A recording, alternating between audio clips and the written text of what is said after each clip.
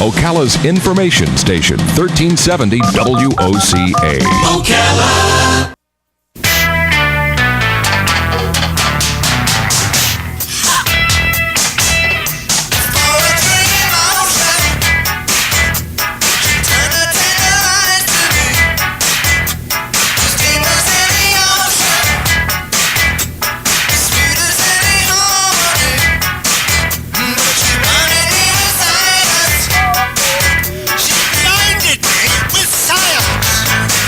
5 minutes after 9 o'clock. Thank you for tuning in this Friday morning. Jim George is in the studio, and we're going to learn about cable. Jim, of course, is the owner of American Cable Services, and in the course of the show, we will also give you his phone number so that you can call him at his office and figure out what you need to do to make your home entertainment system better, or maybe even learn a little bit about how to protect your equipment from lightning, which is kind of a popular topic the last couple of weeks. Let me make sure your microphone is on. Jim George, good morning. Jim, how you doing? Good morning. Fine, thank you. Can you hear me? I can hear you. I can hear you now. Good. So Ariel, what's it called? Ariel, this company? Yep. So I was reading this report that now the Supreme Court says they have to be regulated the same as a cable company. Mm-hmm. And now they say, okay, well then treat us like a cable company. And so that, according to the analysts, they say that means that the word cable may just be a word. There may not actually need to be a cable anymore. I don't understand this. So that's why I'm asking you, what the heck does that mean? Exactly, yeah. Well, cable is the medium by which we can carry our signal, let's say, into a home. But with internet today, either wireless internet or hardline internet, we carry the signal into your home now over the internet. So in some sense, there's always going to be a cable going into your home unless WiMAX, which is basically Wi-Fi on steroids, is in the neighborhood. So like there could be one WiMAX downtown that could cover literally the downtown area. Well, a couple, because you have... Well, I guess what I'm confused at is, because, okay, I thought that too. There still needs to be something coming into your home, unless you're going to have an antenna like in the old days. So if something is still coming into my home, and Aereo is my new TV server, whatever, I mean, isn't that the same thing as what Netflix and Hulu? Isn't that the same thing as what they offer? Almost. What they offer is what we call canned commentary. In other words, if you'd like to watch all last year's series of Steinfeld or whatever, you could watch those. They're in the can. In other words, you understand the term. They're stored in a computer or somewhere, right? But live broadcasting, Channel 2, Channel 6, right this minute, no one is doing that. And that's one of the reasons why we're doing it. When we have investors come to see us and they say, well, Hulu's doing this and Netflix is doing that. No, they're not doing streaming live. And the ones that are doing streaming live are doing it still with delay because they've got to take it, store it, and send it. We just take it and send it. Our technology is a little different. But if you were to talk to the Comcast of this world and the Cox of this world, they would love to drop TV and never sell you TV again. Only ever sell you internet and phone. There's no money in TV. The programmers go up and up and up. And the less people that watch it, the higher the price goes. Now, you would think the more people that watch your programming, you could command a better price for it. But if less eyes are looking at Fox Network and Fox is losing money and losing, let's say, territory, they increase the price. They try and compensate for that. And that's why some of the channels, Bright House and a few, you'll see will drop a station. They'll drop USA. They'll drop ESPN. Because they just can't keep passing that cost on to you. Now, are they doubling and tripling the price going to you? Yes.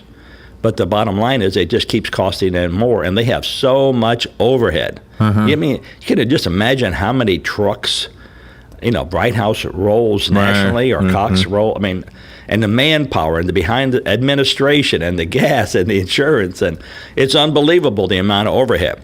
But everyone I talk to, and I'll be at the Cable TV convention in September in Denver, Colorado, and the biggest subject coming up is why don't we just do an experiment and not offer TV anymore? Let Direct and Dish rule. Let them anybody who wants it can get it that way. That's A. Or B, we get it through IPTV, the way I deliver it. But Comcast and those people, they don't want to distribute TV anymore. Internet's where the money is. But the programming will still be there, just being delivered a different way? The programming will be delivered either through the satellite or through IPTV. Joe's so great. Joe's delivering coffee. The phone line is occupied, by the way. Let me give out the phone number. We do have somebody who called in, so we'll take that call. But in the meantime, let me invite everybody, if you want to call Jim. It can be about TV, it can be about cable, it can be about the internet. And the popular topic of the last 3 weeks has been about protecting our stuff from lightning. So if you want to ask questions about that, feel free to call in 622-WOCA. That is the WOCA Climate Control Source Hotline. Good morning. Thank you for being patient with us. You're on the air with Jim George. Good morning, Mr. George. I understand what you're saying, and I comprehend it simply because with all the babbling boobs and bobbing heads, I watch less and less TV. The biggest programs I seem to watch now are either put out by National Geographic or other PBS channels. And because I just can't stand watching a program where you see 2 minutes of programming and 3 minutes of commercials, so you forget what the heck you were watching. So it just I just turn it off, whether it's interesting or not. The other thing again is right now my son is up in Alaska, but he usually lives on an island off the coast of Texas in the Gulf, and his job basically entails computers, and whatever he does with them, he builds them, to programming them, to doing everything with them. And he had a problem getting the internet. Supposedly it was being provided, but it was I forget the terms. It wasn't enough internet streaming coming in. I don't know if that's considered band. Yeah, the bandwidth. Yes, bandwidth. And the other thing he had was he was very much affected by weather. So he wound up getting this gimmick that he mounts on the roof, and now he has no problem with it, and he can work 24/7 if he wants, and that's the way he's going about it. I mean, he doesn't tell me a whole lot of anything anyway, other than the fact that he went to Arizona and now he's up in Alaska, and then, whenever they get home, they get home. But I'm just wondering, couldn't we do that? Or, I mean, isn't that a problem here, even where we live, is getting having enough internet? For example, we use Skype a lot. There's also Yahoo Messenger you can use. And I was told by our internet provider, you need higher speed. Is that hertz? That's, in other words, I think I had 7, and they said, you need something like 15. And, I'm assuming that must work with this so-called bandwidth somehow or the other. I'll hang up and listen to your comments on that. But this could be the way we're all going to wind up going. Well, in Alaska, there is a cable provider called GCI, and GCI is a very good cable provider. But if you can think about the distance between towns, for them to connect, they run miles and miles and miles of fiber with no one taking a signal until it goes from, let's say, Nome to Anchorage, or from Anchorage to Klondike or Juneau, or wherever it's going to. So they have put in a wireless backbone. And so this wireless backbone allows them to send internet from point A to point B. And so if your son is got an area where he has low bandwidth or cannot get the connectivity he needs, you're right, they can put an antenna on his building and they can beam it right to him, and he'd have the same connection because they're shooting it from their headquarters to another headquarters in another town. They can easily scatter it, let's say, and send it to you. But everybody, including us, is on what they call best efforts. We're going to sell you 10 megabits per second. based on our best efforts to give you 10 megabits per second. And what that means is we may have 60 megabits per second in our bag, and we may have 6 people taking that, so each of them are guaranteed 10. But if there's a doctor or a lawyer or an Indian chief among those, and they put a server in their house and they're downloading all kind of X-rays, and you can see they're eating up most of the bandwidth. So depending upon the time of day or the actual minute in which you hit enter or return, they could be eating up a lot of bandwidth, and so you pay for 10 and you might get 4. But the next minute you're getting 15 and another guy's getting 10. It really depends what you're downloading, but it's all shared bandwidth. The whole world is shared bandwidth. The only way you can do that is what's called a dedicated line, and that's not for a consumer. That's for a hospital. That's for the city jails and courthouses, and where they have dedicated bandwidth as compared to shared bandwidth. And you have another phone call, Jim. Thank you for calling. Good morning. You're on the air with Jim George. Yes, good morning, Mr. George. Yes. I just wanted to call and say that yesterday I had whole house surge protection installed in my home, and I feel more comfortable about that with all these lightning storms we have here. I just wanted to call and tell everybody out there that the Ocala Electric Company, they do not install anymore. They used to, but they stopped doing that, so you have to go to your private electrician, licensed electrician to put it in. And the cost is under $300 for your basic type home. Yeah, that's what I was figuring, about $300.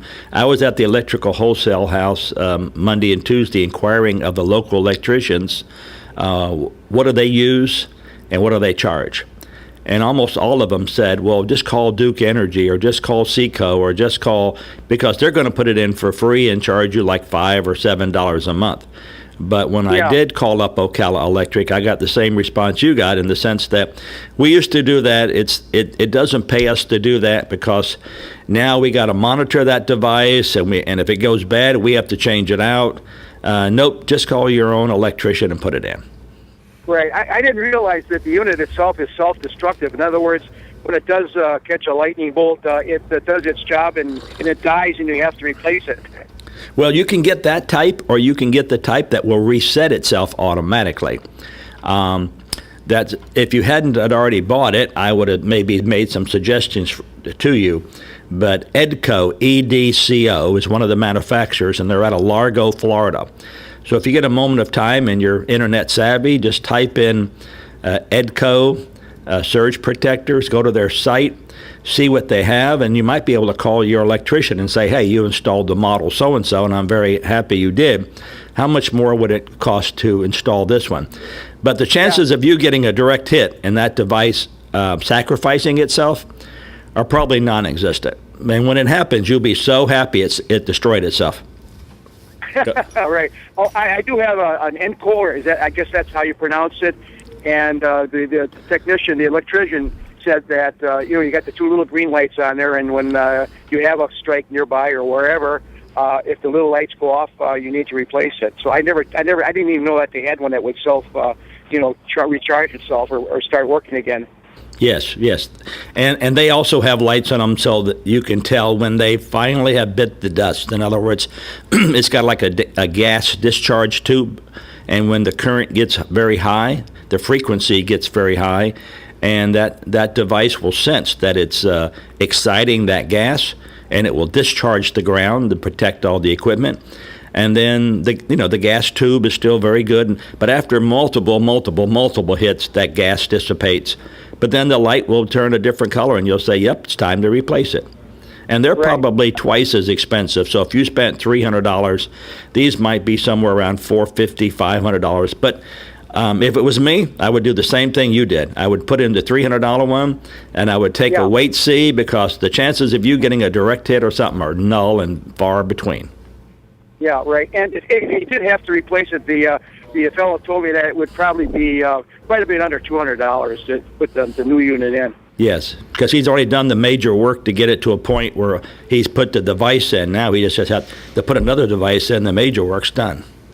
Yeah. See, a real quick question. I was kind of amazed when he was working on it. I was in the house, of course, he was in the garage by the box, but he never had to turn the electric off to hook it up. How do you explain that? Well, he's very careful. Yeah. Whenever I do work around the house or for friends, they all say, "Shall I turn the power off?" And I say, "No. I've learned to work with it hot." But you just have to be very careful. First of all, if I turn your power off, how many devices are you going to set so they don't flash? You might have your stove you have to set, your microwave you got to set, your clocks in the bedroom you have to set, your VCR you have to set. Now, we really don't want to turn your power off. So we just work very carefully to install the device with the power still flowing. Okay, thanks a lot for your information. Oh, you're and welcome. Because of you and the radio station, I got my surf protection on, and come on, lightning storms. Well, there you go. See, so thank you so very talk much. radio Bye. has helped you. Perfect. Thank you. Oh, wow. So I kind of have maybe a dumb question, but in the old days, you could hook up your FM antenna from your radio to the wiring in your house and use the wiring as a big, gigantic antenna. Could you connect it to the surge protection wiring? I mean, could you do that? Well, the surge protection wiring acts like an isolator. In other words, it keeps the outside world from coming in, but the wire behind your walls is your antenna. So yes, you can still buy the type of clock or the type of radio that will use the wiring in your house as an antenna. And yet the car is still the best place to listen to the radio. Well, because of the ground plane. You see how much metal that car has? Well, I don't know. You take a Corvette, for instance. Is there any metal in a Corvette? Right. You know, but fiberglass, I guess. Huh? But now they have the metal built into the windshield. Have you seen that? Oh, yeah. I mean, if you have a cracked windshield, your radio goes dead. And yet you don't see any wires. Well, really? They're using the impurities in the glass as the antenna. Wow. And that's something else, yeah. Because metal oxide in the glass. So if you're putting up your own protective system, the way you were describing it, oh God, it's one of those things. I guess it's depending on how comfortable you are with doing it to yourself. Right. I guess. Well, if you're a homeowner and you want to do it yourself, you can go down to any electrical place, or let's say Lowe's or Home Depot. You can buy the device. Basically, you turn the breaker off. That's the main shut-off point for your house. You pull the panel off. Everything's dead. As a matter of fact, you can buy a little indicator light for like $11, and you can touch any wire, and if it has voltage on it, it will glow. And if it doesn't glow, then there's no voltage on that wire. Right. So that's a very cheap indicator you can have. And then it tells you where to put the wires. Put the white on the ground bar. Put the green on this. Put the black here. You do that, and that's it. You're done. Then you turn the power back on, reset your clocks. Do you have to get a permit for that? Because if you adjust any kind of electrical things in your house, you have to get some kind of permit. Do you need a permit for that? No permits are required for a home improvement in the sense that you yourself, the homeowner, are doing it, and the electrical guy is the same way. Now, if you were doing a remodeling where you were putting in a sunroom or some other store and you need electrical outlets, yes, that needs a permit because someone has to come and inspect your work and make sure it meets codes. But if you're just adding a device, then there's no need. As a matter of fact, in the future, there may be electrical panels that are made that have plug-ins, and all you could do is buy this device and plug it in. Wow, That would be a neat invention. Maybe I should come up with an electrical panel. You should invent that. That would be wonderful. Let me repeat the phone number here. It's 622-WOCA if you'd like to join in on the conversation. That is the WOCA Climate Control Source Hotline. If you have any questions or would like to know more about American Cable Services, you can call Jim over there. And what is that number? 854-9795. And for some reason, we're getting a lot of calls about the whole power protection, the surge protection, and the lightning protection. So if you have any questions about that, this is a good time to ask. Well, let's keep in mind that the surge protector and lightning protector do a lot more than just sit there idly waiting for lightning to come. They actually line level your power coming in. So if there is a big industrial place down the block and it turns on and it's drawing a huge amount of power, there's a surge that takes place, and that surge races down the line to get to that industrial place so they can get the power they need. If you're in between that, or even at the end of that line, you're going to get a surge. So these surge protectors, they not only protect against lightning, but the constant up and down. If I were to put a meter even in the outlet in this mall, just plug it in, and it read 117.1, let's say, it's probably the average voltage.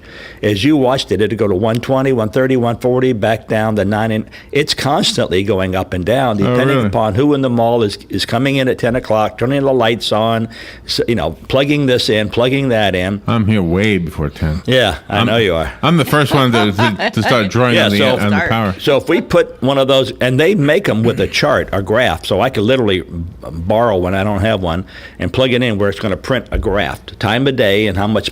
You would see that graph go all over the place. Well, if you had a surge protector on your main panel, that thing it'd be a line leveler. It would stay constantly the same voltage. Yeah. Oh, wow. And that would protect your transmitter at the head end. That would protect everything. When a person is moving here from Europe, for example, and they were electricians over there and they come over here, how different is their wiring over there? Because I know when my son went to Europe and his classmates, they were told they had to get certain plugs and stuff for over there. Different how difficult adapters. would it be for them to adapt to the U.S.'s way? They call certain things differently. I mean, they might have a different name for what they call it, but it's really the same. So the National Electrical, the NEC, the code, National Electrical Code, is superseded by an international electrical code. So all nations are pretty close to having the same, not exact, but if a person came over here, he could not practice the electrical business until he took a test. And the test would not only be along the lines of the size of the wire you need and how many wires fit into a pipe. It'd be along the lines of business. It'd be along the lines of insurance or workman's comp. Because they want to make sure that when you go in business, you do the correct things. And it's so different. I mean, everybody always tells you got to buy a special converter if you're heading over to Europe. Or they have 50 cycles per second. We have 60 cycles per second. So it's a different frequency. And their voltage is a little different than ours. They may have 150 and we have 120, but the little adapters do the job. I mean, they fit in the palm of your hand and they do the job. So does that affect you at all then when somebody over in Europe wants to access your cable system? Right. The box that we have has what's called an international power supply. And what that means, it'll take 50 cycles or 60 cycles, and it will take any amount of voltage. You can put in 90 volts, 100 volts, 200 volts. It makes no difference. The output going to feed that box is always going to remain 5.4 volts, always the same. In other words, it takes whatever comes in and gives the box what it needs. So we can ship that box anywhere in the world. Oh, nice. Yeah. Yeah, we don't have to worry about a box for Europe and a box for Asia and a box. No, it's one box. And we're awfully close. Like I said, we're right to the point of pulling the trigger, and we got so many people waiting in line. By people, I mean businesses that are, wanting our product so they can resell. But individuals also. I know a lot of individuals. There are a lot of individuals. In our community. They're just so waiting for this a la carte. Well, there will be a company here in Ocala that we will sell to, and then that company can sell to the individual customers. But our company itself is basically a B2B business. We'll sell to the local guy in Ocala, and he'll be the one that would do the day-to-day. If you want it installed, he'd go install it because maybe you don't know how to get to it, or maybe the TV has never been moved ever and you're afraid to move it, and yet you got to get behind it to put the cord in, and plus we just come out with an app. So if you have a smart TV, you may not need our box at all. Oh my gosh. You can just download the app and watch TV. So that the business that the individuals will need to go to would be listed on your website then when you're up and running. And we're purposely keeping a low profile now because we don't want, once we launch, believe me, there will be a ribbon cutting going on.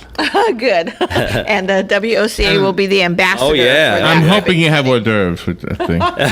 Yes, we will have to. I'm hoping you let Joe into the photograph, by the way. Yes, definitely. Yeah. He's the ambassador for WOCA. And they keep Joe way in the back because he's tall. And then they crop the picture, and guess what? He's not in the picture. No. He needs to be in the picture.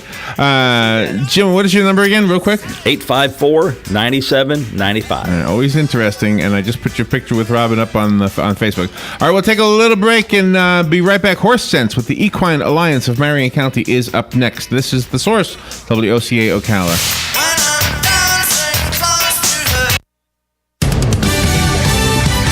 Fox News Radio, I'm Lillian Wu. Some 100 people have been killed this week in Gaza as Israeli airstrikes continue.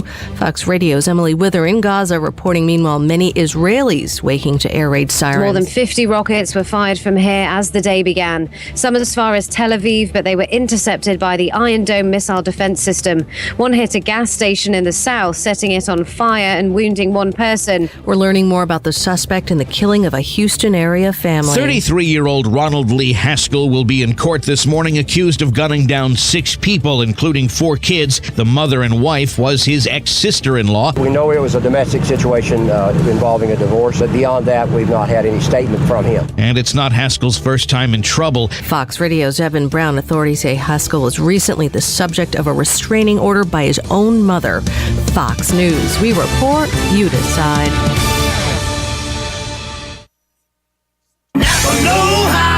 When cologne is on sale for $3.49 a quart, you don't stock up. When scented bubble bath is on sale for $3.49 a quart, you definitely don't stock up. But now that Napa has Castrol GTX oil on sale for $3.49 a quart, you stock up your garage, your shed, maybe even your bathroom cabinets. Conquer the job with Napa Know-How.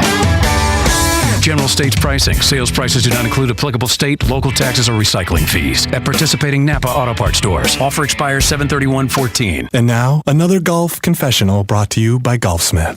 To avoid spending the day on the lake, a man told his family it was infested with sharks, so he could go to Hot Deals of Summer at Golfsmith, where you'll find the lowest prices of any golf store, guaranteed. And it's on dry land. During Hot Deals of Summer, get a set of Nike VRS Covert 2.0 irons and get a Nike VRS Covert 2.0 driver. Absolutely free. Only at Golfsmith. Anything for golf. This is Wendy and Will of Dex Imaging. By now, you might be tired of hearing us talk about Dex. So instead of us telling you how much Dex can save you on your copier costs and how we can help your office be more efficient, we thought we'd let Judy tell you. Hi, I'm Judy, the office manager of Graper Facial Institute here in Gainesville. We operate 8 medical offices, so I was looking for a document management system that would copy, scan, print, and share documents among all of our locations, but something that was within our budget. Dex Imaging recommended a Kyocera with their Index solution. It's been amazing. This machine does everything we need it to, including a direct scan into our current electronic medical record software. Dex even trained us on how to use it. Dex has been a tremendous help in making our practice and my job more efficient. Thanks, Judy. And remember, call Dex Imaging today for a free workflow analysis to find out how you can save 20 to 30% on your copying and document management needs, just like Graper Facial Institute. Dex Imaging, 352-224-1816. That's 224-1816. Your home is safe, or is it? AA Lock, Dock, and Security. The name has been a staple in Ocala since 1985. Do you have the right equipment in place to have peace of mind when you are at home or away? AA Lock, Dock, and Security has the right people to install and monitor your home or business. Call today for a free on-site security analysis. Call 867-1965. AA Lock, Dock, and Security, 219 Northwest 10th Street, 867-1965. Career Source, Citrus, Levy, Marion brings together business and community partners, economic development leaders, and educational providers to connect employers with qualified, skilled talent and job seekers with employment and career development opportunities. Tune in the first and third Wednesday of each month at 9:30 a.m. to Career Source, Citrus, Levy, Marion, and learn how they can help you. Hi, this is JP from Penn Flooring here in Ocala. I would like to invite you to come in and visit our spacious showroom where we have solutions for every style and budget. From wall-to-wall carpet to hardwood floors and tiles, we have an unsurpassed selection of flooring. At Penn Flooring, we've provided quality customer service